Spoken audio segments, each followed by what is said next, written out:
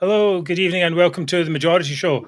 My name is Mark Devlin, and I am here tonight, as I am every Wednesday at 7 p.m. live with Scotland's number one politics show from an anti-nationalist perspective. We're going out live on YouTube, Facebook, and Twitter, or X as it is now known. I'm here tonight with my co-host David Griffiths and Mary Devlin. How are you both tonight? Well, I'm doing very well, thank you. All good here. Looking forward to tomorrow. Very much yes, so. yes, very much. We are looking forward to it with some wrinkles, perhaps in the space-time continuum. I don't know. Anyway, whatever. So, what are you going to be talking about tonight, Mary?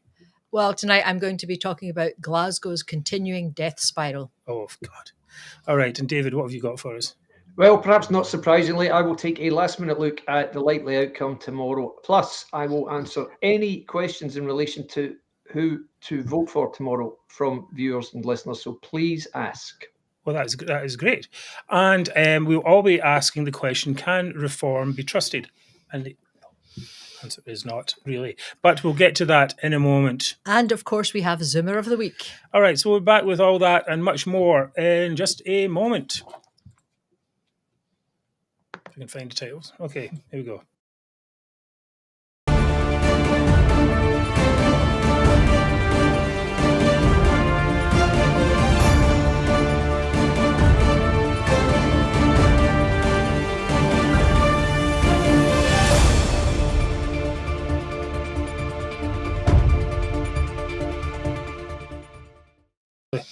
Welcome back to the Majority Show, Scotland's number one politics show from an anti-nationalist perspective. Our aim is a thriving Scotland without the toxic nationalism that has been strangling Scotland's potential. And we're glad to have you with us here tonight. I am here tonight with the co-hosts, Mary and David. As always, a huge thanks to our friends at UK Union Scotland and United Against Separation, where many of you are watching tonight. I think it's UK Union Voice. But, did I make to say the wrong thing? UK Union Scotland. Oh, did I? Union Voice. It's a good name, but it's not UK Union Okay, Voice. yes, very good. Indeed. Just let's say it was quite a stressful situation trying to get a show on the road tonight. But anyway, we will be calm. Right, Indeed. David? Indeed. And remember, sharing is caring. The number one thing you can do is to like the show on YouTube, even if you don't subscribe. Hit like, and if you can, of course, subscribe, please do so, which will increase the reach of the show at the click of one button. Right. As usual, tonight I'll be managing the relentless flow of comments. So please keep them short and snappy, and I'll try to put as many up on screen as I can. Right, okay, so remember tomorrow night is election night. Well, how could we forget that is? We've been waiting for this moment for quite some time. From 12 midnight to tomorrow night, we will be having, the Majority Show, we'll be having as an election special. So, which is going to be a free-form, banter-filled show full of opinions and chat with myself, David, Mary, Mark Zegfeld, Craig Houston will come in, and we'll have some other special guests will come in as well. And I was thinking as well that if you are watching the show and you're interested in making a comment at some point, maybe we can invite you in as well. You don't necessarily have to have a video going, or you could do it from your phone. So we'll put some details out about that, and we'll maybe ask some selected people to come in and have a wee chat with us. Why not? Anyway, we have quite a few hours to fill. Mary, when did you say the first Scottish results are going to come in?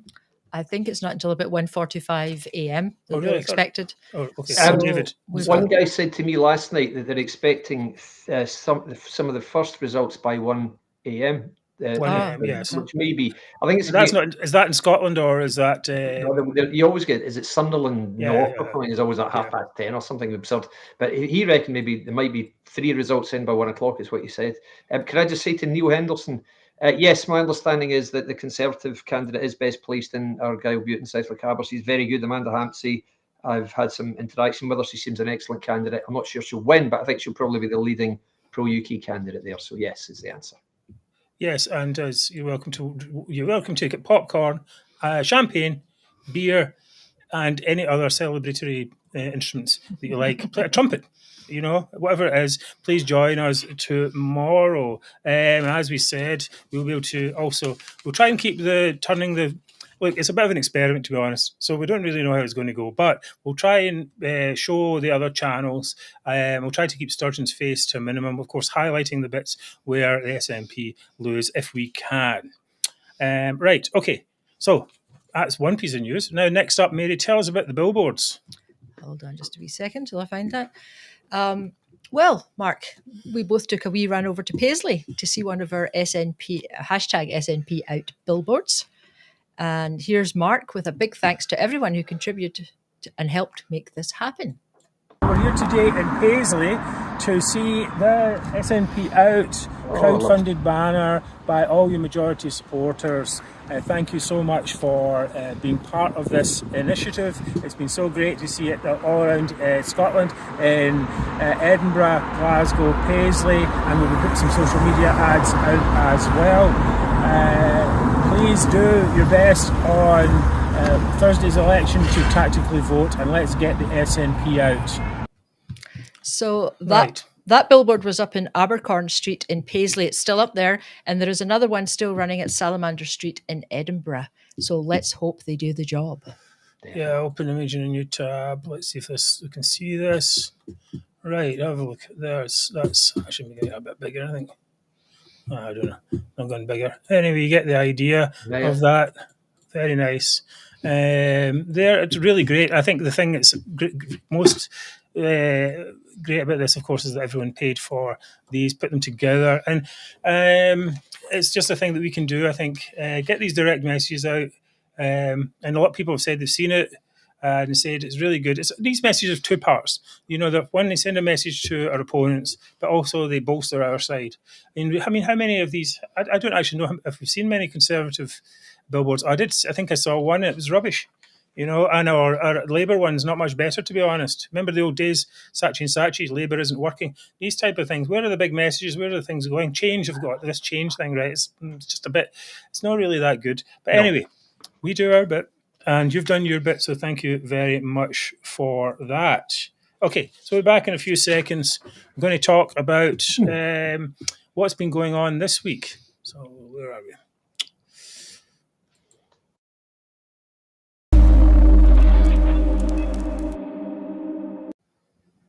Righty-ho. Okay, right. Well, first one issue here is, can reform be trusted? Now, I know that many of you, many of our Conservative followers are disappointed with the Conservative Party. Many feel they've been let down by the party has let down, and the party has squandered its 2019 majority, 80 seats. Think what they could have done with 80 seats. Instead, immigration is out of control, taxes are an all-time high, and many feel that Brexit implementation has been fumbled. And here in Scotland, we've got Douglas Ross, who is a weak and insipid person. But anyway, so it's unsurprising that many Scottish Conservatives are considering voting reform as a protest. The problem with that is that in 7 seats, particularly the ones that Conservatives can win, reform splits the vote and may mean that the SNP can win seats that they were going to lose. David, tell us which seats we're talking about, first of all. I will indeed. Those seats are Aberdeenshire North and Moray East, up in the northeast, obviously. Berwickshire, Roxburgh and Selkirk, Dumfries and Galloway, Dumfriesshire, Clydesdale and Tweeddale, back to the northeast with Gordon and Buchan, Moray West, Nairn and Strathspey, and West Aberdeenshire and Kincardine. So those are the 7, which, as I said last week, 3 weeks ago, the Conservative Party was looking very strong in all 7. They were in the lead in what polling we'd seen. They were favourites in each of the betting sites that I regularly troll, but not any longer, unfortunately. Not all of them anyway. This is not to say they're all going to go, but at the moment, I think it's West Aberdeenshire and Kincardine, and the other one in Aberdeenshire North and Moray East, they're actually behind the SNP in polling and second favourites, which is, as I mentioned last week, probably this come about since the reform stuff started. But it does look a little bit like the Reform bandwagon might be stalling a little bit in Scotland, which I'm sure we'll talk about. Well, we are going to talk about that quite a bit, in fact, in this as well. Now, let's sorry, before you go ahead, did you mention Aberdeen South, David? Someone's asking. Oh, Aberdeen South. Sorry, I'd say I'm terribly sorry. Whenever I'm viewing with the script here, guys, I don't see the question. So anybody who asks a question, Mary, if you could just tell me what it is. I'll do that. Aberdeen South. This is James. Aberdeen South I originally had as a Conservative pick because the Conservatives have won it. I think they won it in 2017. It should be a Conservative seat, but I have never yet seen the Conservatives in second place, even in any poll there, and they're third favourites in bookies betting sites. It's one of those awkward seats where the Conservatives think they can win it and Labour think they can win it, so they're both in about 23%, and Flynn, unfortunately, is well in the lead. I would say Labour, bizarrely, Labour is probably the choice there. You wouldn't think it because of their view on the oil industry and stuff, but I would say Labour will probably come second there, if that's any help. I think one of the issues with this seat in particular is that there are differing opinions, and so in the tactical voting guides, and the people so basically the voters are stuck. Now, initially we said, look, in a situation like that, you could perhaps vote Reform because SNP are going to win anyway. We will get back to that in a wee while. Which one of those seats, though, David, is the most marginal? It's probably, in terms of most marginal, they're all pretty tight, to be honest. Actually, somebody's just said about Mundell's seat, which I think is Clydesdale, Tweeddale, Clydesdale, and whatever else. It looks okay. But the others, I'll check while I'm on to see what the latest situation is. But I would say Berwickshire was looking a little bit tight also. This is a point one of our colleagues made today. Most of the margins don't look that healthy, really, for either the Labour Party or the Conservative Party. The SNP is in a very strong second place in most seats. Not strong, but they're clearly in second place. There's only one seat, I think, where they might go third. So there's still a factor. That's the problem. But while I'm talking, I will check, just see how it is looking for what's most marginal, guys. Just give me a wee sec. Oh, are you frozen, Mark? Are you still there? No, I'm here. It's just we're waiting on you. Oh, okay. 30 seconds and I'll get it, okay? Right, okay, well, I'll tell you what, we'll move on to this part. Right, you can come back to that there. Okay, what have we got? Now, as I said, Scottish Conservatives and UK Conservatives are dismal, in my opinion. Anyway, they failed. But I'd still rather have Douglas Ross in his seat than an SNP drone. Right now, we have the best opportunity in years of dealing the SNP a humiliating, life-ending defeat. So let's talk about the effects of the SNP losing big. David, well, first of all, I'll say that. First of all, they'll lose. Losing its own reward as well. We'll get rid of a bunch of no hope, do nothing MPs in the UK Parliament. And we can. David's going through the list before as well. There'll be no more de facto referendums. I mean, the idea is preposterous to begin with. The idea that it was even given currency by the media is absurd. That that a majority of seats, Scottish seats, would somehow constitute in a UK-wide election would somehow constitute a mandate for a minority of separatists to go break up the entire country. Absolute nonsense. Totally. No more front bench moaning because the SNP will not be the third largest party anymore. They'll be off. It's consigned to the back seats. And they will lose their short money. This is quite interesting. Now, I don't actually know how much this short money was involved. And but anyway, here's about the short money. As of April 2022, the amount payable to qualifying parties is £19,401. £19,401 for every seat won by a party at the election, plus £38.75 for every 200 votes gained by the party. Of course, this also goes the other way. If they lose seats, they lose all that money. If the SNP goes down to 10 seats, I know that's an extreme example, but just to give an example, that means they would lose 38 seats. They will lose £814,644. This will devastate their finances and make it very, very difficult for them to fight back. The only money coming in is from dead people. And I think one business person did that. Did you actually look up that donation, Mary? No? I haven't seen that, Mark. Let me look it up now. I'll do that. That's fine. David, have you managed to get to the... Yeah, they're all looking quite tight. You've got West Aberdeenshire and Kirkcaldy. Actually, we've got, as I said, SNP in the lead marginally. So that's quite marginal. In terms of the others, in terms of where Conservatives are ahead, Let's go back to this. Just one sec. Just takes me a minute to browse because there's so many seats. It's so. Well, I'll tell you what. Let's leave that to the side for now. And what we can do is we can make a list of the marginal seats that we will send out as a tweet and on social media. Anyway, what do you think of what happens? What's going to happen if the SNP lose big, David?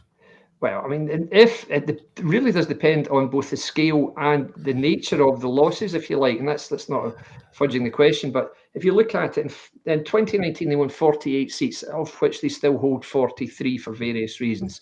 So if they fall to 29, which is a loss of 19 seats, they'll still get a majority. Now, if they do get a majority, albeit of one, that will be heralded as a great triumph for John Swinney, no question, and he would then be well placed to stay in situ until at least the 2026 Holyrood election.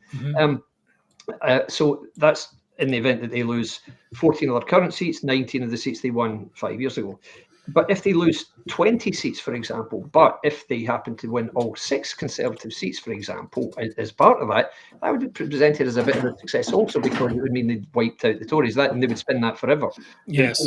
This is what we did, so vote for us again, we'll wipe out the Tories again. The problem comes for the SNP if they fall to a number of seats in the low 20s, and particularly if Labour wins more seats than they do, and if the Tories retain, say, 4 to 6 of their seats, that will be seen as a failure. So imagine they win, say, 21, and the Conservatives win, let's say, 5, or even all 6, and Labour wins whatever the difference is, 32 minutes, about 26 or 27 or whatever. If Labour just finishes a few seats clear of the SNP and the Conservatives hold on to their seats, that would be a disaster. If Labour wins a majority, I think that would be seen as a disaster. So that means if Labour gets 29 or more seats, that would be seen as a really bad outcome for the SNP. If in either of those latter two eventualities, Swinney would almost certainly step down. If not immediately, he would announce that he was going to step down before the next election, would be my belief. The big question then, of course, is what happens to the losing candidates, because there are going to be, in that eventuality, there would be 20 of the current MPs would be out of a job. Some of them are nobodies. Some of them you won't really, I mean, Amy Callaghan and people like that, I don't think really anybody cares if they lose. But some of the bigger guys, like some of the bigger names, Tommy Shepherd, for example, looks very, very much like losing a seat. Anam Kaiser's another, Stephen Bonner's another. And these are quite big names, really. So the question is, what would they do? And if anybody like Flynn or Nicholson or Smith were to lose their seat, well, I mean, they certainly wouldn't head off into the sunset. Not a chance. No. I mean, they're not career. It's not really the right word, is it? Career politician, because it's more like a grifting politician. It's a career, as such. It's not what you might normally call a career. Anyway, I think this is a big issue. It's going to come forward. We'll talk about this a bit more. Where are they going to go? I mean, that's going to be the next thing, isn't it? We'll talk about that next week, I would imagine. Where are all these losers going to go? They're going to try and come back here, and then they're going to lose again. This is a good bit. Right? So that's the thing, or at least we should try our best to make sure that they lose again. Right, going back to reform here, I believe that reform standing in these seats is also poor politics. If reform allow a single seat to be won by the SNP that would otherwise have been won by the Conservatives, then they will be branded as a anti-UK party, or at least a party that doesn't consider the entire UK and doesn't consider Scottish Conservative voters. Why would anyone vote for them in the upcoming 2026 Scottish elections if they've already let the SNP in? Now, this is already, I just show that's reputation of Nigel Farage risks reputational damage if he doesn't order reform candidates to stand down. So, but before we get onto that a bit more, David, I wanted to ask you about this thing because you pointed out earlier on today with that Reform had actually not ran candidates in Northern Ireland. That's exactly right. So why was that? Well, I mean, we've heard this all week. I mentioned, I think, last week that all these guys keep appearing in my timeline. Guys I've never heard of now coming on with reform stickers saying, "Oh, we must all vote reform," and giving these obviously scripted lines. And I thought, right, okay, what's this? I'll come back to that later. But what they're saying is reform must give everyone the opportunity to vote for reform because it's only fair that they do. They're trying to establish themselves. People should have the right to vote for reform. So I said, that's great, but people don't have the right to vote for reform in Northern Ireland because they've gone into an alliance with the traditional unionist voice, TUV. Now, this step followed the DUP's decision to re-enter the devolved government at Stormont, because they've all been out, they've been fighting with each other for years. Yes. The TUV were outraged, which of course is the perennial state of mind of most unionist politicians in Northern Ireland these days, unfortunately. So they're tearing their own side apart over there too, which is why Sinn Féin is now the biggest party and expected to win the most seats. So crazy. Anyway, so always the opportunist, Richard Tice announced that Reform would not field candidates in Northern Ireland, but instead the party would select an agreed list of candidates with the TUV. So big news, handshakes. Jim Allister smiling, he's the leader of the TUV, shaking hands with Richard Tice. And then in comes Mr. Farage, who, true to form, immediately endorsed 2 DUP candidates instead. That's Farage for you. Okay. So it's the TUV and Reform agreement is labelled an alliance, and it looks very much like Reform getting involved in what you might call regional UK politics, which they don't fully understand, much like they're doing in Scotland right now. Yes. And to show how fulsome the support of the TUV was for this arrangement, they actually tried to change their name with the Electoral Commission. But they tried to make it something like the TUV Reform Alliance, and we could have told them, you've got no chance. There's not a chance that the Electoral Commission will let you call yourself an alliance. No way. Right. Which is why we weren't allowed to do it. Yes. Nonetheless, on the ballot paper in Northern Ireland, candidates' names will appear saying TUV, and alongside that will be a Reform UK TUV joint logo. So it's a real thing. So much for Reform's insistence that everyone must get to vote for Reform. Oh, except if you're in Northern Ireland, in which case you don't. Yeah, it just seemed a little bit of a so they could have done the same thing in Scotland, right? 100%. That's the whole point. But they didn't bother. No. I was talking to a guy who's about to join Reform today, and his view was, this is probably taken Reform by surprise a little bit, the way that they've reached such immediate traction with Scottish people, and it's pretty much since Farage came back. And I don't think they did see this coming, guys, because who would have ever thought that Nigel Farage would suddenly boost the profile of yeah, but I don't take any truck with that argument. I think it's rubbish. Sorry, because they're a political party, and what political parties are supposed to do is to get their policies in order and say, these are our policies, and this is what we're going to defend. We'll come on to this a little bit later, this part, because you don't just go, well, actually, we're a party, but we don't really have a stance on Scotland. We'll just wait and see what happens. Yeah. You have to have some kind of stance. Agreed. Okay, and that stance, then you have to defend it. And we'll come into that in the second part of this initial segment. Right. Anyway, so the rise of Farage meant, okay, well, how does that affect Scotland? We said, okay, there's a danger in these 7 seats. I decided to take some action and write a letter to Nigel Farage, an open letter explaining all of this and saying it would cause reputational damage, it's poor policy, and that you need to stand down.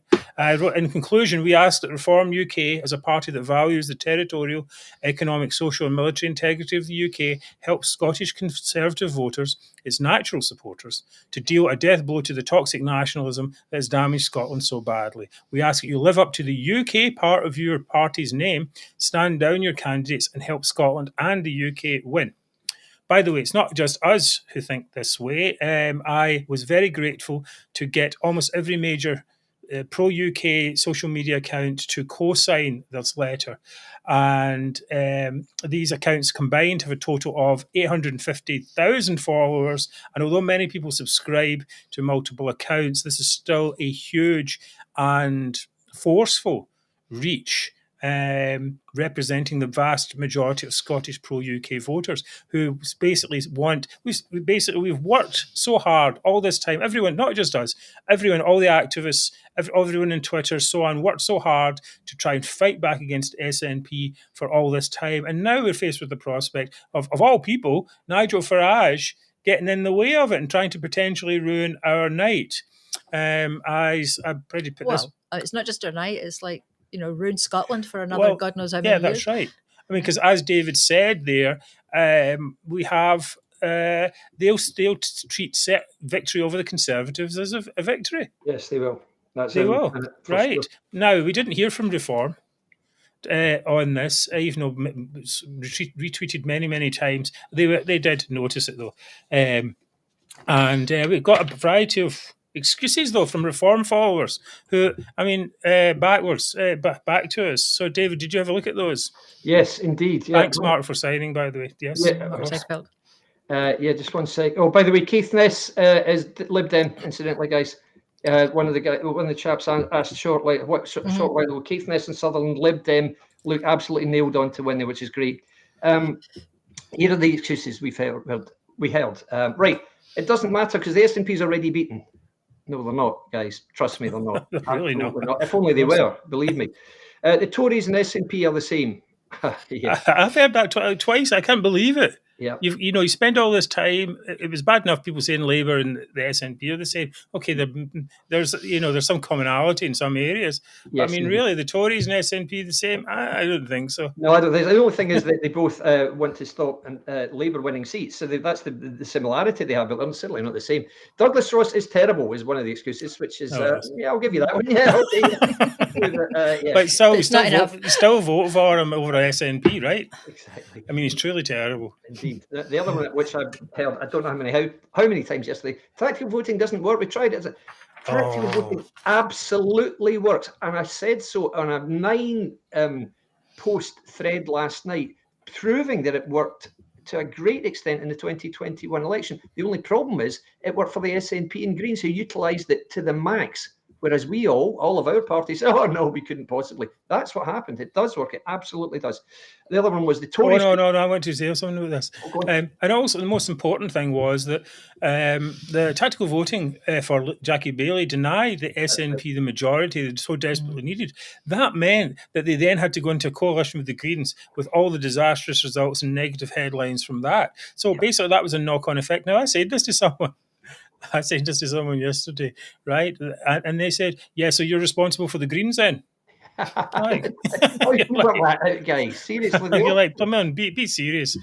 Yeah, exactly. Whack-a-mole, yes, exactly, Alan. That's exactly what the story is. Okay, next question. What about Sky Locale Inverness? Right, that's looking very strong, unfortunately, for the SNP. Again, Lib Dem have got a mega rich candidate there. His name's McDonald, I think. He's got lots of millions of pounds, and we keep being told. Even John Curtis mentioned it. He keeps being told that the Lib Dems are going to do great things there, but it would take quite a turn of events for that to happen. But I'd probably say they're best placed to be second. All right. So, Mark, can I just answer your question from earlier, if I can find it? What was that? You asked me who had given money to the SNP. Yes. Well, it seems that they got £128,000 by someone who died, and his name was Robert Benzies. And they got the money on June 5th. Interesting. A bequest. Yes. Right. We should do that for the majority. If you're feeling like you're going to die quite soon, please leave us your money. Please add the majority into your will.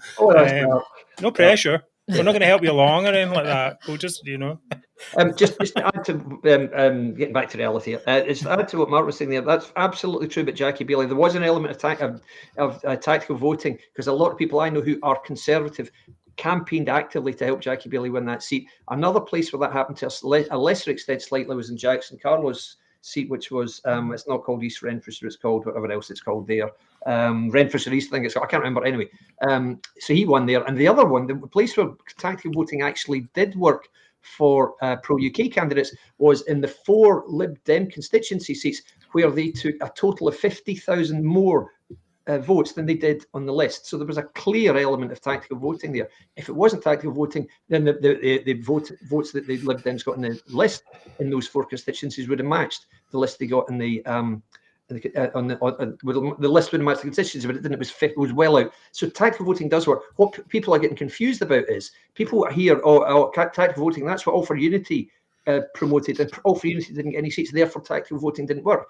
We were promoting tactical voting in the constituencies. Voting for us wasn't a tactic, guys. That was just an arithmetical fact. If you vote for us, you'll get more seats. The problem is not enough people voted for us. It doesn't mean the tactic didn't work, it just means not enough people voted. So anyway, that's right. Okay. So we know the idea of, I think we're, with the Tories being, not very good, then the idea of a more focused conservatism is appealing for many conservatives. But we have a job to do here first. We need to get the SNP out. Unfortunately, the situation gets worse with reform. We're going to take a break and we're going to come back and we're going to discuss their muddled constitutional stance. Let me just make a note of those questions and I'll answer them as well. Okay.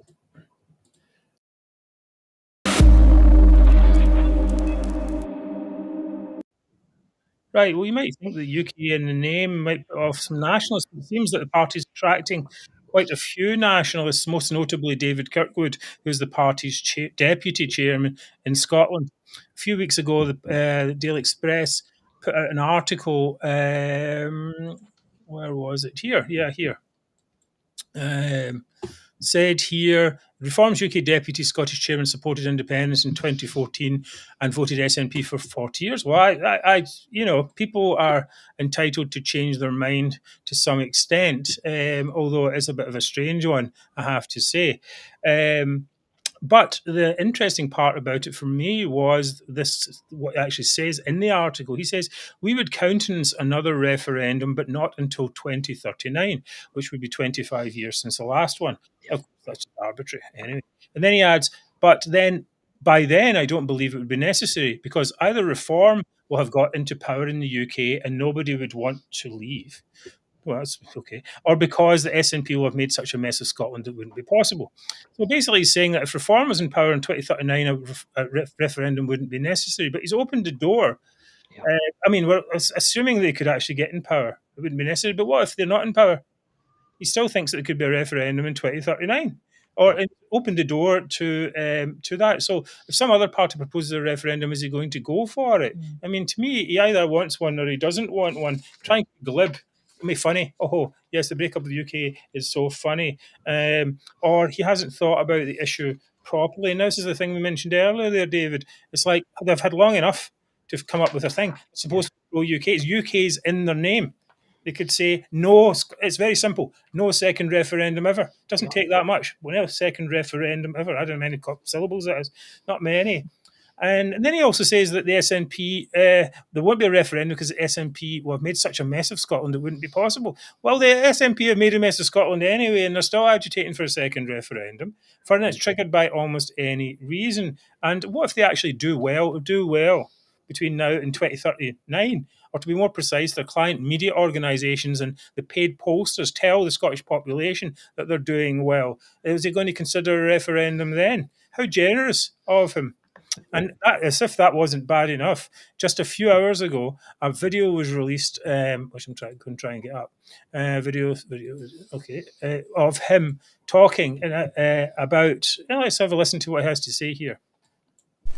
I voted yes for independence in 2014, and I published that fact. Yet here I am standing for Parliament for a unionist party. Have I changed my mind over independence? No, I haven't. I still support independence for Scotland. But at the moment, I think it could be an absolute disaster. Now, you see how that works? Yeah. Basically, he's basically saying he's a nationalist. He supports Scottish independence, but the timing isn't right or the conditions aren't right. I mean, basically, he thinks that there's a way, given time, that Reform can maybe achieve another referendum. I mean, is that a possibility? I mean, that's Mary. What do you think? Sorry, I've been distracted by something else. All right, okay. Mary, what you said to me earlier on, you think, well, maybe they're trying to infiltrate this thing, and they think that maybe Nigel Farage is a way to he's not. He doesn't. Does he care that much about the integrity of the UK? Okay, so David Kirkwood, he's a deputy chairman of Reform in Scotland. He's a nationalist and believes in Scottish independence. So he knows the SNP are never going to get independence now. So I don't know. Perhaps he thinks that there's a way, given time, that Reform can achieve another referendum. And Nigel Farage under UKIP was able to get a referendum on Brexit. So they've got a few other possibilities, haven't they? So maybe he's thinking that Reform might just be able to do it. Not right away, but maybe in a few years. So I'm not sure how many Reform candidates are ex-SNP and nationalists, but someone did point out today that Reform's Rutherglen candidate said he would be interested in independence, and the Reform candidate in Stirling formerly stood for the SNP as well, and other people have been putting people up in the comments as well. Yeah, I think this is one someone pointed out to me. This guy Stephen McNamara was one, and there's been a bunch of them here, and it just seems like it seems all very transactional to me. It's like well, the question that's being asked is, are they running to split the vote in favour of SNP? Well, I think that's a reasonable. Is it a kind of sabotage? I think that's a reasonable question, or whether it's advertent or inadvertent. Whether it's planned, I should say, or inadvertent, the result is the same. It still splits the vote. I think one of the things that disturbs me about this article by Kirkwood and is this just transactional nature of their support for independence. It's not based on any principle. It's based. It's like, oh, we don't like the EU, so that's why we don't like the SNP right now. But if we get away from the EU, then who knows what happens then.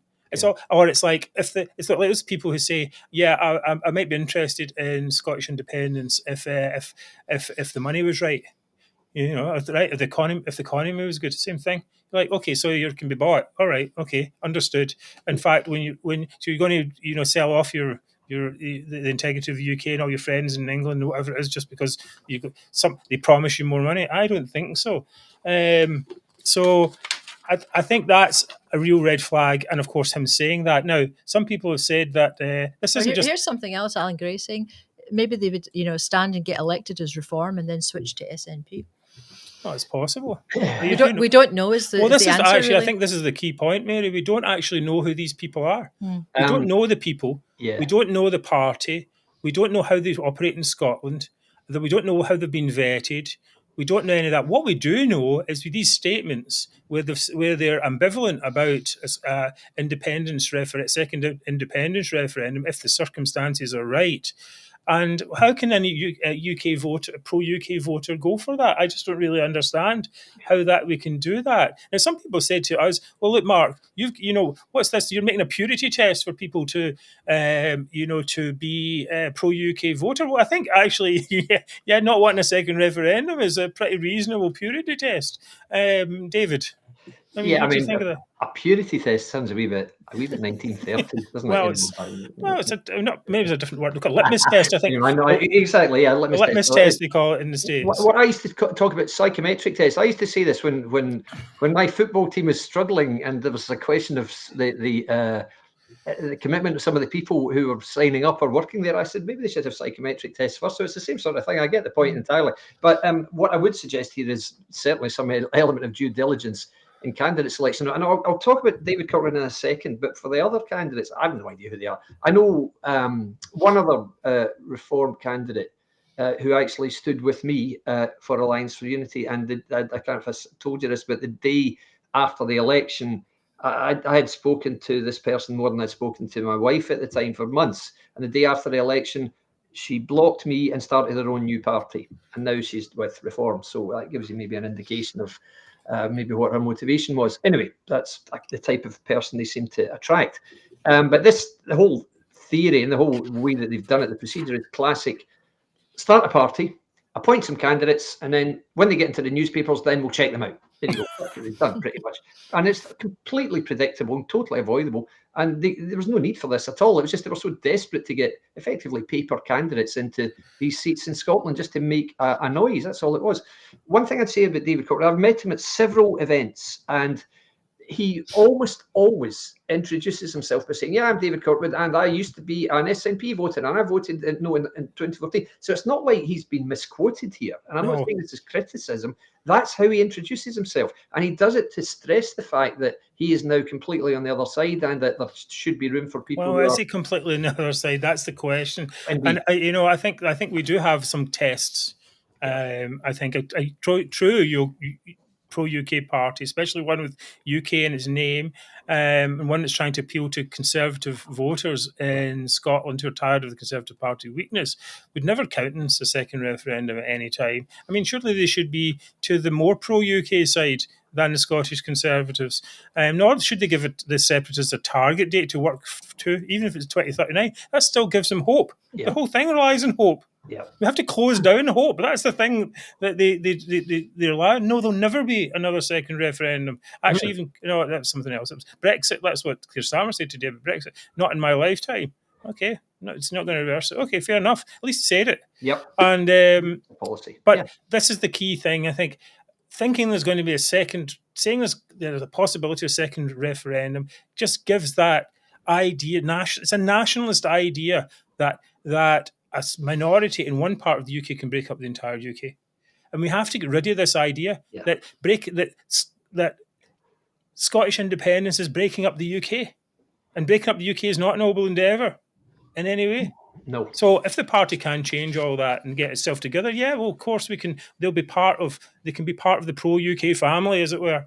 But I don't think that anyone should vote for them right now with this mess that's going on. Certainly not to split the vote. Please do tell your friends, tell anyone you can that that's a wasted vote, and just don't do it. It's not going to work this time.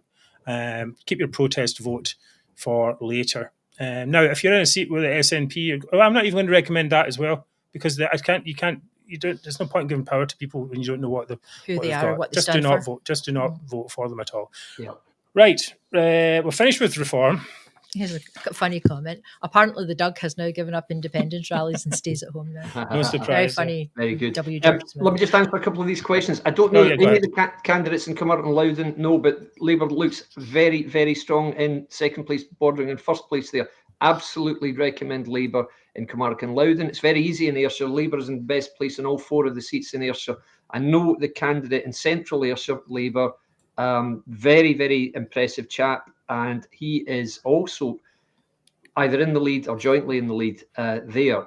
There's a lady called Elaine Stewart standing for Labour, who's also the recommendation. And in North Ayrshire is a lady called Irene Campbell, who's also Labour. Labour is well ahead in polling, well ahead in betting sites in all 4 seats in Ayrshire. So that's a very easy one. There's a question here about Katie's seat. Which Kate are we talking about? Are you talking about Kate Forbes? Because she's, of course, Holyrood. Oh, that's a good point. She's what? Holyrood. Yes. Yeah. So, right. Okay. So we'll be back in a second. We're going to talk about the week's election news with David and his more polling stuff. Yep. All right. Okay. Where the button is.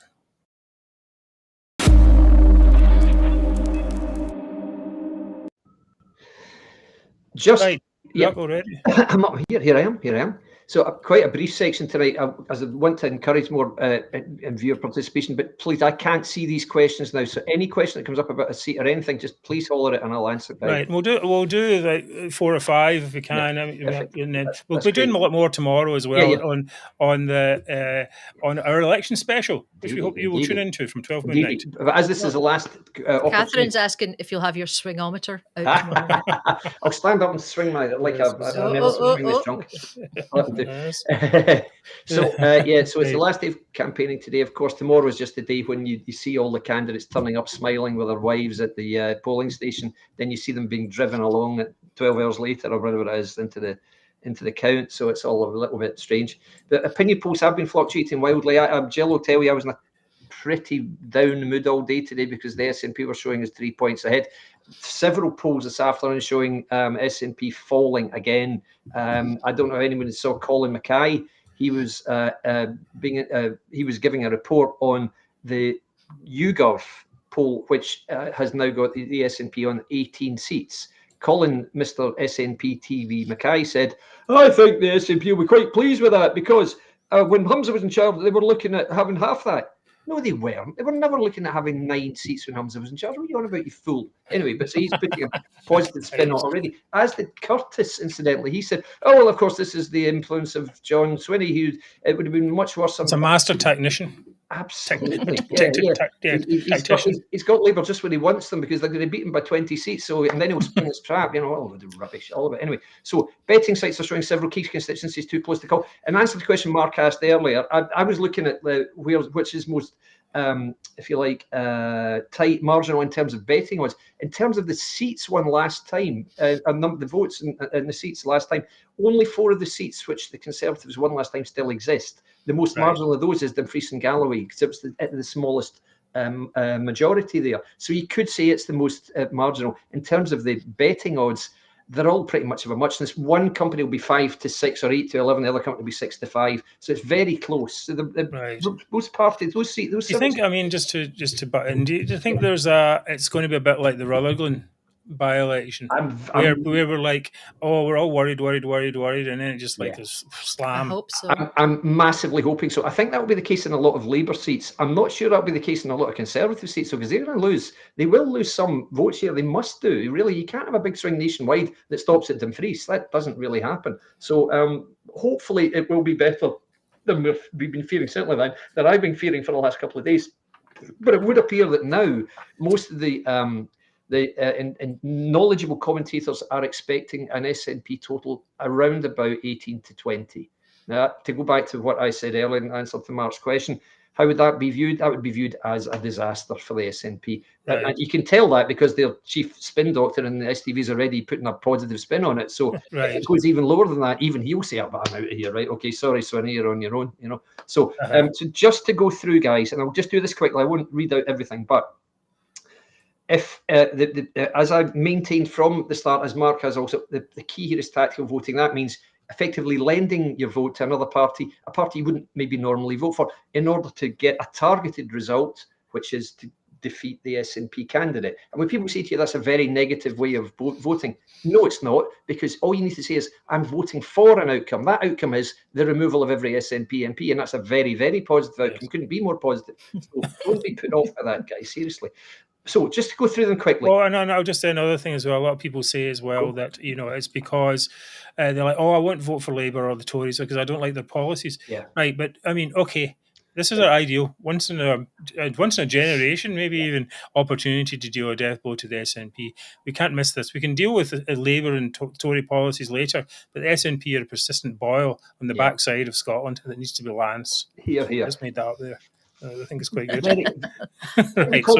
Somebody called him a pustulous boil the other day. I thought, how splendid is that? Wonderful. Anyway, so guys, we know about the 7 seats where the Conservatives effectively should win. That's Aberdeenshire North and Moray East. Berwickshire, Roxburgh and Selkirk, Dumfries and Galloway, Dumfriesshire, Clydesdale and Tweeddale, Gordon and Buchan, Moray West, Nairn and Strathspey, and West Aberdeenshire and Kincardine. The Conservatives are also best placed to challenge, if not necessarily win, in Angus and Perthshire Glens, which is Stephen Kerr, Argyll, Bute and South Lochaber, which is where I said Amanda Hampsey, very good candidate, and lastly, Perth and Kinrossshire. So those are the 10 seats where you should be voting Conservative. There are additionally, I think it's 6 seats where you should be voting for the Lib Dems. That's Caithness, Sutherland and East Ross, Orkney and Shetland, which they'll win. They always win. Edinburgh West, which is Ms Jardine. Then you've got North East Fife. You've got Mid Dunbartonshire, which is Joe Swinson's old seat, where Sturgeon made a fool of herself when it was announced. And lastly, Inverness Skye and West Rossshire, which we talked about earlier, which is pretty much Blackford's old seat. So that's 16 seats I've just named, 16 constituencies. Every one of the other 41 seats, you need to vote Labour. So if I haven't just read out your constituency, your tactical vote recommendation tomorrow is that you vote Labour. Okay, now I won't make a prediction. I've been predicting for weeks it will be less than 20. The figure will be less than 20. They will win fewer than 20 seats. By yesterday, I was thinking it could be 23. This morning, I actually said it could be as high as 29 if they take these Conservative seats. It's now looking like they won't take all the Conservative seats unless the Conservatives have a terrible day. So I think low 20s for the SNP. If it's below 20, I'll be ecstatic. I really will be ecstatic. But what I would say, guys, is rather than give you a specific number, I would say if we follow this tactical voting guide, if enough people follow it, they will be reduced to a rump of seats and they will be a shadow of the previous selves. And that will be just a stupendous achievement for us all. So let's just make sure we do this, guys. There you go. I think it's a great thing. I mean, we have to. This is our chance to do it, and don't let Nigel Farage get in the way. However much you like Nigel Farage, however much you dislike Labour, however much you dislike the current Conservatives, or whatever, eyes on the prize. Yes. Anyway, right, very good. Now I missed a donation message earlier on. Please. Right, it takes a lot of work to put these billboards and stuff and do this show, and we're going to do another thing and do this. It's a lot of work, and that's not why you should donate. You should donate because it's a value to you. If you like what we do, that's the thing, right? So we can work away and you won't like it. But if you do like it, please donate to the majority. We would really value any monthly donations that you could possibly put in, or one-time donations. Everything is good. And if you are watching on YouTube, you can leave a super thanks or super sticker. And if we do see those coming up, we'll try our best to point those out. Every donation is extremely appreciated by us. And we're going to be ramping up for as it gets nearer 2026. So it's always nice to know there's a little bit of money in the pot that we can use and do as much work as we can. Well, I give it an example. I mean, we put that the billboards. We could have, the billboards come out and people are like, "Oh, these are great. We love them. We love them." Well, we could have got more out. If more people donated. It took a while to get started, so it just it's like if we the things we do are really work. So we could need to do more of them. Anyway, that's that. Please do if you can. Right, Mary's going to talk about Glasgow and the death spiral. Sounds quite good.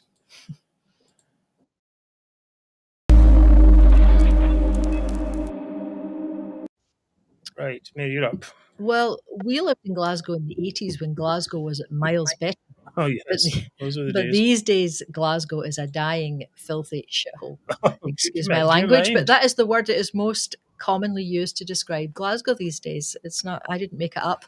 So Glasgow City Council, headed by SNP Susan Aitken, are on a mission to strangle the once thriving life out of the city centre. They hate businesses, especially the hospitality sector, like hotels, restaurants and cafes, and they hate motorists, as evidenced by ULEZ, the higher parking fees, cycle lanes restricting our roads, potholes. But they do seem to like filth everywhere, which is what inspired our SNP councils, our rubbish billboards that we did before. Oh, yeah, well, you got that, Mark? Yeah, I do have that. All right, okay, here we go. SNP council the rubbish. Those ones are quite good. Yep. Been the SNP. And they still stand. Oh, I don't mean the billboards still stand. I mean, SNP councils are still rubbish. So a damning report from the Glasgow Chamber of Commerce shows a huge reduction in visitors to Glasgow city centre, slumping sales and ongoing rows over the dirty streets. In just the last year, there has been a huge decline in footfall. In May alone, there were 410,000 fewer visitors than in May last year. So that's nearly 500,000 in just wow. And sales have slumped by £237 million in the last year. 270 million? 237 million in the last year that sales are down. So you have to think, what was the footfall and the sales before the SNP council got hold of it, right? Before they get hold of Glasgow. But that's just in 1 year, that decline. Now that everyone around Glasgow knows what a shithole it has actually become, they're staying away. The SNP and Greens Council are targeting people who might not know how filthy it is and unwittingly want to visit Glasgow from further afield. Mm-hmm. That's the tourists, right? They haven't heard how awful and dirty and filthy it is. So Glasgow's Scottish Green councillors have received support for their bid to make Glasgow the first city in Scotland to apply a visitor levy. In other words, a tourist tax, and they want to introduce it as soon as possible. Now, we've got the city's infrastructure is crumbling. The SNP have gutted the city centre. They've failed in public transport. They've failed the hospitality industry, and the streets are filthy. And now they are intent on destroying tourism as well. So now we can expect less tourists, which further damages the hospitality sector, less footfall, less sales. I think we're talking fewer. Less sales and more filth. So the death spiral continues. Wow.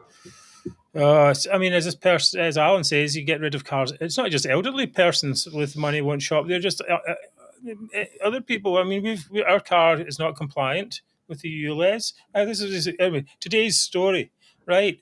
Our car's not compliant with ULEZ and so we don't go. We don't go into the city centre anymore at all. No spending any money there. And today, car broke down. We went to Tollcross and put it into the garage. We got the bus back, right, to Hamilton. And it was a 20-minute bus ride. It cost £6.20 each. £12. No, it's £15.20 for two of us. You're going to get a taxi for that? Yeah. It's insane. When I found out the bus fare, I thought I wish I'd just taken a taxi. Like, what's going on here? It's like, and they keep saying to people, yeah, we're going to get you onto public transport. They're like, no, thanks. I don't think so. Can't afford it, sorry. Absolutely not. That's too expensive for me. I'd rather have a car. God, you're showing how young you are, guys. If you were like us, old days, you'd get it for nothing, of course. Well, I'm paying We're for nearly paying there, for- David, paying for you nearly a there. lot, But yeah, I mean, I think everyone can agree that Glasgow has really, really gone downhill, and it's just getting worse and worse all the time. Yeah. Yes, well, I think a lot of comments in here agreeing with you, Mary. It's just really, really a disaster. Anyway, of course, isn't there something about the Greens here?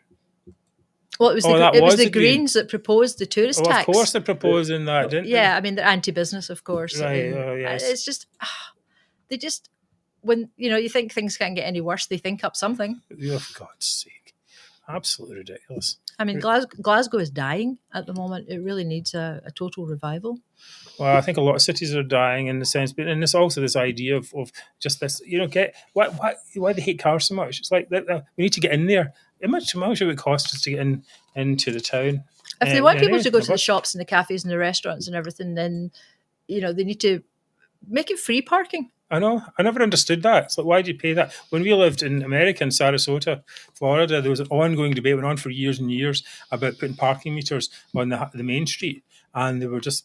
And then they did. They did, and then they didn't, and then they took them out and they put them back in. It was a disaster. It just went on and on for years. Yeah, but actually, when I was reading this today, I read a comment from Patrick Harvey, who was the one that proposed this, the tourist tax, and he made this comment. He said, Glasgow City Council doesn't really benefit from tourists, so this is a way to make money from tourists. It's like, he absolutely does not understand the economy and how this works. Not at all. No. Of course they benefit from tourists. If tourists are spending money in the shops, in the cafes, the restaurants, the hotels, that's where all the income is coming in.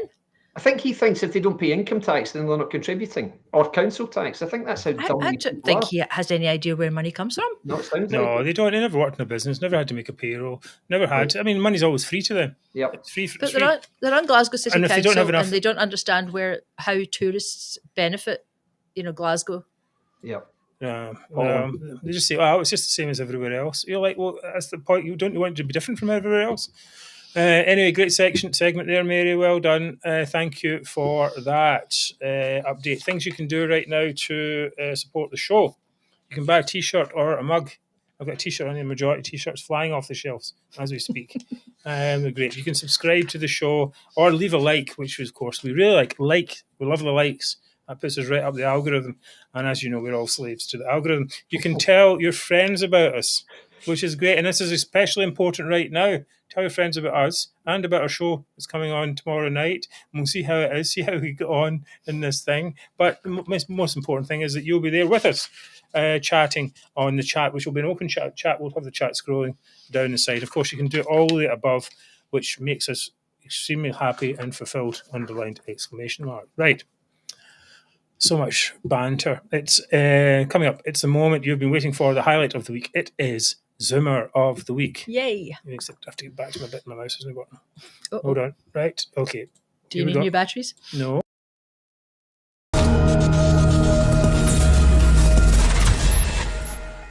Right. Try and hide that. Okay. Very good. Back to this. Right. So my Zummer, one of the major traits of nationalism is self-delusion. They say they're progressive, but they want to put up a hard border. They say they're internationally minded, but they don't like England. They say they want independence, but want to join the EU. And then there's Mary Black. Last night, she was on Channel 4, and this is what she had to say.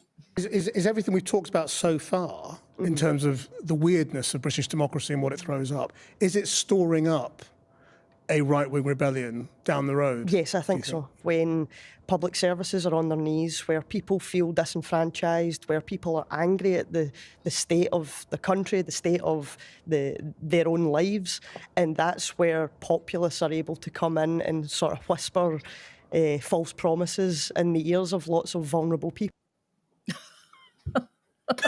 Was she looking in the mirror when she spoke that, do we think?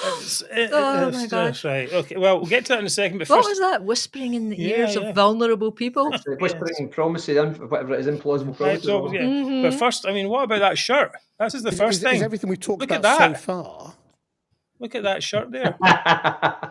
Was that a Labour shirt? Did he get that from the Labour shop or something like that? I don't know. Is it It's pink like roses? Yeah, it's like, what the hell is that all about? Anyways, yes, she decided to say that populists are able to come in and sort of whisper false promises in the ears of vulnerable people. And complain that that's the exact modus operandi of your own party. The SNP is a textbook definition of a populist party that whispers false promises, although I wouldn't class as victims necessarily the people as vulnerable people. Many of them are willing victims of anyway. Of course, the biggest false promise is that Scotland can leave the UK with only positive consequences. Now, as we all know, Mary's standing down, and all the hard work, after all the hard work she did at Westminster, not turning up to debates.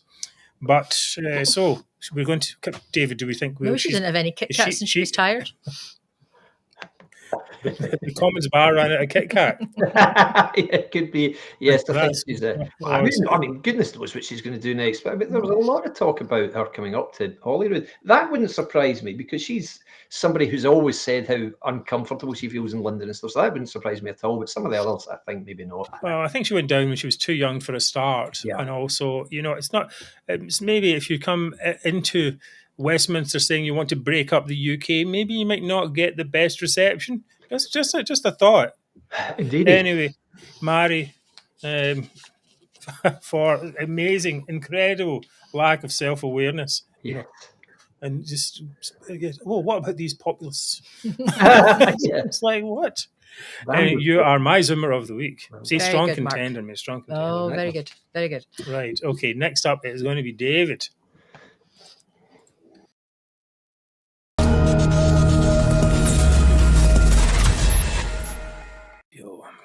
There you go. My nomination for Zummer is former Countdown hostess and Z-list celebrity Carol Vorderman. This is interesting. What's she been saying? Inflated Carol. That's the very girl. She's a little more curvy than she ever was, but oh well, good luck. You may have heard that former Conservative Party supporter Carol has changed her views. She is these days a big-time anti-Tory, very, very fervent Remainer, and she hates the Conservative Party. So recently, she used her considerable intellect to devise a Stop the Tories website. The idea being very much in line with Scotland in Union's offering, whereby you go in and you put your postcode in, and you get a recommendation for the candidate best placed to defeat not the SNP candidate, but the Tory candidate in your constituency. And I thought, that's interesting. I must have a look at Scotland and see what she's done there. So I had a look at Scotland, and helpfully, Carol's nothing if not helpful. She has filtered it by party. So if you want to check, for example, which SNP candidate you should vote for in order to stop the Tories, then she's given you that option. So if you click on SNP, clicking on it. Yep, it says that is SNP. Yep, where you should and could vote SNP. What? Then 14 seats are listed, which I think are yellow. Yes. And she says the instruction here is to vote SNP in each one. And then there are a whole load more in pink where she says Tories cannot win. So she doesn't say don't vote SNP here for God's sake. She doesn't say let's maintain the sanctity of the United Kingdom. She says, you don't need to worry about the Tories here. But she carries on listing these SNP guys, the places you should vote SNP. So remember, Carol Vorderman is from Yorkshire. Turn them off a second. You're back on. Sorry about that. Sorry, okay, no problem. So Carol Vorderman, who's from Yorkshire, let's not forget, is now telling Scots where to vote SNP in order to beat the Tories. Now, how did we reach this stage? Seriously, she's somebody who's presumably, if she's not Tory, she must be Labour, I guess. She is Labour. She's been pushing Labour like crazy for the past year and a half or 2 years. I really look at what she says, but I know she's a hater of everything Conservative. But that's it. So now she's telling everybody to vote SNP in Scotland to beat the Tories. if she's that Labour, why is she not telling them to vote Labour, for God's sake? Honestly, lost for words. So it's a very weird one, I have to say. And the reason I chose this is because I've had a poor record lately, but I think this, neatly encapsulates the true essence of Zoomerism a little bit. So that's why Carol is my. But you can't. I think you can't be justifying how Zoomer or something is. It just has to be Zoomerish in its own right. Yeah, true. Oh, he's fighting you guys. Oh, I just say. Anyway, we're all, we have to bow to Mary's amazing choices when it comes to Zoomers, and here she is, and she'll be back in a second with hers. With my winning entry.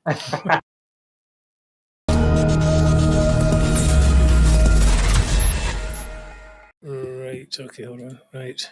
Okay, you're up, Mary. Okay, so my Zoomer of the week is John Swinney, who was out campaigning in the West End of Glasgow a few days ago with Alison Tulis. Is it Tulis? Yes.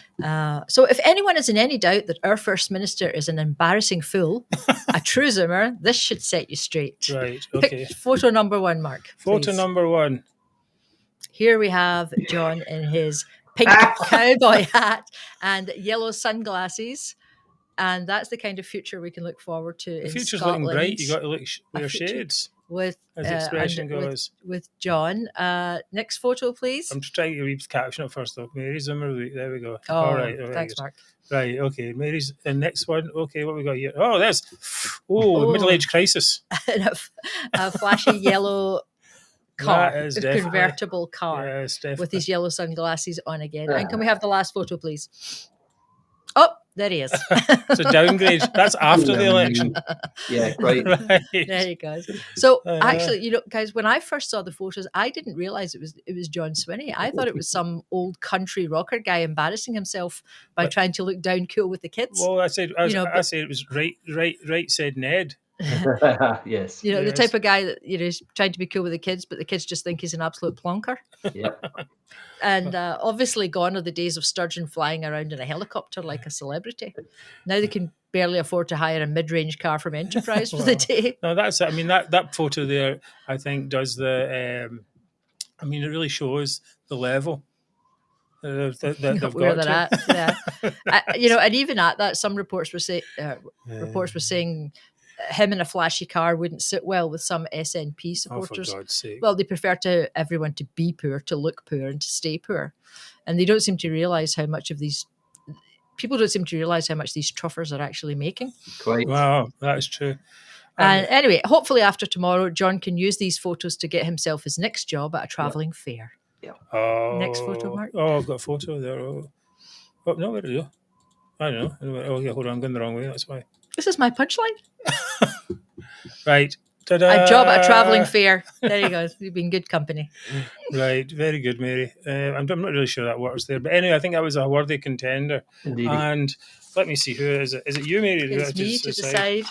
I don't know, guys. We've got Manky Mary Black, Plastic Carol Vorderman, or Fairground Attraction John Swinney. Yes. I don't know. Do you want to help me out here? Right, the audience. Let the audience do it. Right, come on, audience. What are you saying? But it takes a little while for the comments to come through. Well, Derek Hart says Swinney looks like Noddy. Okay. Who's big ears? Right, guys, what do you think? Who's going to be the winner this year? So Mary has absolutely no self-awareness whatsoever. Yes. Carol Vorderman, that is just weird, isn't it? Yeah, it's a bit weird. I don't know if it's very Zoomerish, though, to be honest. I think there has to be Swinney, to be honest. What do you think, David? Happy with Swinney anytime for the way he was dressed this week, for sure. Yeah. Yes. Right. So there is the amazing. Let me put the caption up then. So this week's winner is. To get down here. Alpha Man. He's an idiot. I honestly didn't know it was him. Because down with the kids there. Anyway. But probably, I mean, you have to feel, in a way, you feel a wee bit sorry for the politicians that have to go out and do all this kind of nonsense. He didn't have to turn up looking like that. I suppose so. I mean, what about that Ed Davey from Lib Dems? It's like any kind of stunt getting on with you. Like, okay, so you did a bungee jump. Does that mean you can run the country better? It's like, I mean, come on. This means that you're a risk taker. Oh, see, got an abuser in there. Okay, in the comments. Well, okay. Well, we your abuse just is what, like water off the That's ducks. actually what I was distracted with earlier. I was trying to block somebody. Yeah. I was in the middle of blocking someone when you asked me an important question. Anyway, well done, Mary. That's a classic. We're so happy to have you all with us on the show every week. Scotland's #1 politics chat, and so happy for your support through these past 4 years. We will be back tomorrow night live at midnight. But first, a thought for the week: SNP out. Someone's asking tomorrow. It's midnight tomorrow night. From midnight. From midnight. And messages: SNP out. That's it. Do everything you can to make sure they lose. Don't stay at home. Tactically vote where you can. Don't vote for reform. And when we wake up on Friday, we will know that we've all done our best to try and put an end to the toxic nationalism that has destroyed Scotland for these past years.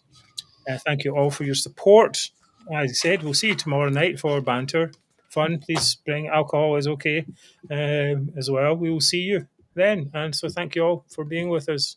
Thank you for your comments. Good night. Cheers, guys. Don't listen to people who say tactical voting doesn't work. We've just explained how it does. Vote tactically, get the SNP out. See you tomorrow. Right. Well said there, David. Good night, everyone. And thank you, Mary. And all right. Okay. See you.